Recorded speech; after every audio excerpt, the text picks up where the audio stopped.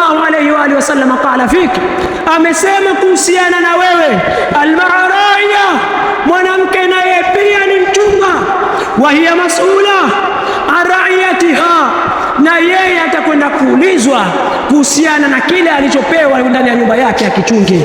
Wahdhari, na tahadhari sana, min ifsadi albuyut, kuharibu manyumba, wa nashri alfitan, tahadhari ya mwanamke wa Kiislamu kueneza fitna. Fa inna alkalima kad tufsidu baina an-nas, neno moja utakalizungumza wewe mwanamke wa Kiislamu inawezekana ukaharibu mahusiano ya watu, watakta ularham, na neno hilo likakata udugu.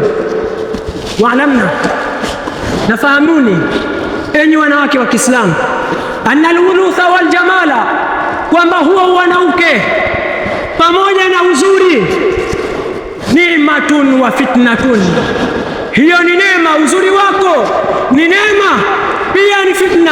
Itakuwa ni neema ukiudhihirisha uzuri huo kwa mume wako na wale maharimu zako, na itakuwa ni fitna ukiudhihirisha uzuri huo kwa asiyekuwa mume wako wala maharimu zako. Wa anti mas'ula, na wewe mwanamke wa Kiislamu utakwenda kuulizwa, na wewe unatakiwa ayatuha almar'a almuslima, ewe mwanamke wa Kiislamu, kuni kama kanat, kuwa kama walivyokuwa ummahatil mu'minin.